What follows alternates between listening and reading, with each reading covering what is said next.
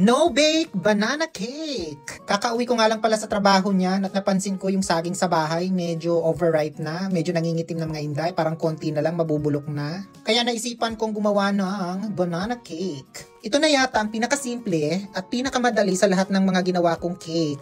So una, dudurugin lang natin ang saging. Isipin nyo na lang yung mga taong kinaiinisan nyo habang ginagawa nyo yan para madaling matapos. Charot.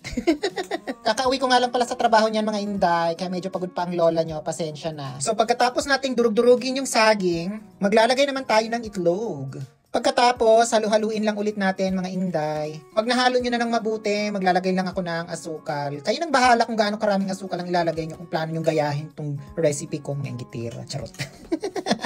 So mix and mix lang ulit nga inday. Pagkatapos, dahan-dahan ko nang ihalo itong pancake mix or hot cake mix or ewan ko anong gusto nyo dyan. So habang hinahalo nyo inday, dahan-dahan lang ang paglalagay ng pancake mix. Ewan ko kung bakit. Basta alam ko dahan-dahan lang yan. At muntik ko na nga makalimutan itong gatas. 100 ml lang mga inday. Naglagay lang ako para madali ko siyang mahalo kasi medyo matigas na yung sobrang lapot na nung mixture. Pagkatapos mix and mix lang ulit mga inday. Naglagay na rin pala ako nitong vanilla essence. Optional lang yan mga inday ha, para lang mabango siya. Pero kung wala naman kayo niyan mga inday, wala na akong magagawa doon.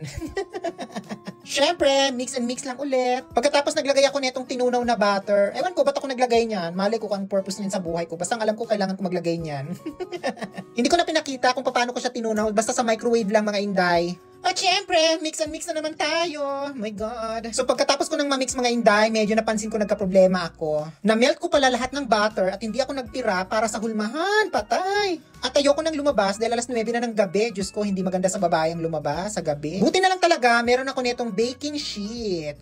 Binili ko lang yan sa Daiso mga inday, 100 yen. Gumagamit kasi ako niyan pag nagluluto ako sa air fryer. Nilalagyan ko sa ilalim yung air fryer para hindi dumikit yung ulam na niluluto ko at para madaling hugasan yung air fryer. So sinukat-sukat ko lang mga inday gamit itong kutsilyo. Hindi ako gumamit ng ballpen o lapis dahil alam nyo namang pagkain itong niluluto natin, baka marumi. At pagkatapos, ginupit ko na mga inday. Gumamit na rin ako ng salamin sa mata niyan dahil alam nyo naman yung lola nyo matanda na. Medyo malabo na talaga yung mata mga inday dahil siya na lang talaga yung palagi kong nakikita. Ay ano daw. Heto na pala siya mga inday. Hindi siya perfect circle pero pwede na yan. So ayan na yung itsura niya sa loob ng hulmahan. Sa ilalim lang ako naglagay mga inday. Pagkatapos, magilalagay ko na itong mixture. Kalahati lang muna yung binuhos ko. Maglalagay kasi ako ng chocolate. Optional lang mga inday. Hindi ako nakahanap ng chocolate bits kaya pwede na to. Putol-putulin ko lang yung chocolate bar. At pagkatapos, ibubuhos ko na yung natirang mixture.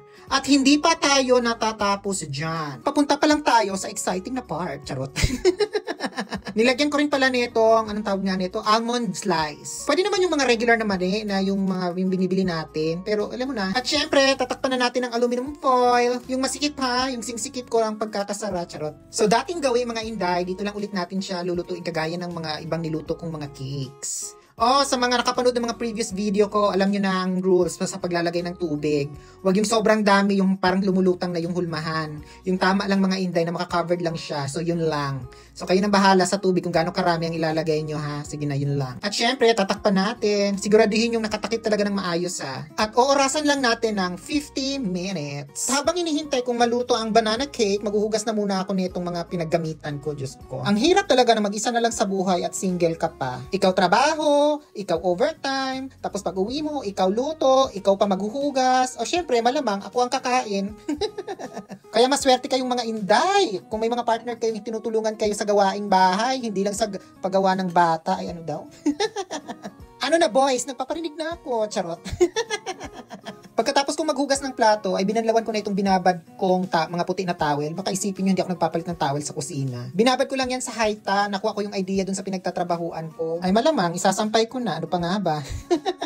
Pagkatapos kinain ko na din itong chocolate cake na ginawa ko kahapon. Hindi pa pala ako nagdi-dinner. Hindi pa nga ako nakapagbihis. Uniform namin yan sa trabaho. In fairness, masarap pa rin. Kahit inabutan na ng isang araw yung chocolate cake. Panoorin nyo na lang sa previous video ko mga inday, yung mga hindi pa nakakapanood. Thank you nga pala sa lahat ng mga nag-follow at nag-share ng mga videos ko. Thank you very, very much. Hi! Jikang des! So, heto na nga siya mga inday after 50 minutes. At para makasiguro akong naluto siya dahil first time ko talaga itong gawin, tinusok-tusok ko pa sa gitna at mukhang okay naman. Sa mga inggiterang gagaya sa recipe ko, I suggest gawin yung 60 minutes. 50 minutes lang kasi ito. Pero okay naman para sa akin yung 50 minutes. Chinek ko na din pala yung gilid kung dumikit ba siya at mukhang okay naman pala kahit walang butter sa gilid. Pagkatapos, itutuwad lang natin sa plato. At pagkatapos, itutuwad ulit natin sa isa pang plato. O yan, diva vogue. bongga. So, heto na siya. No-bake banana cake. O, ayan yung almond slice sa ibabaw mga inday. O, diva?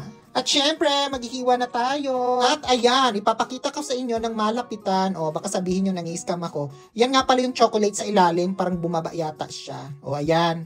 Yan, sobrang lambot at lutong-luto yan mga inday. O, diva? Umuusok pa yan. Bagong-bagong luto. Di syempre, the tikiman portion, the lafang portion. Sinubukan ko na nga palang lagyan nitong caramel sauce mga inday. Wala lang, trip ko lang. Feeling ko mas masarap siya pag may caramel sauce. Bakit ba? And it's perfect, promise. Masarap. I swear to Buddha. Oo nga pala mga inday, baka stop muna ako sa paggawa ng cake dahil medyo namimiss ko nang magluto ng ng mga ulam. Alam nyo na, may mga cravings din kasi ako sa mga ulam. Kasi yung cake, parang ilang araw na akong nagki-cake, baka magka-diabetes na ako. So yun lang. And thank you so much dahil everyday talaga ako may mga bagong followers. So yun lang, natakam sana kayo mga inday. Bye-bye!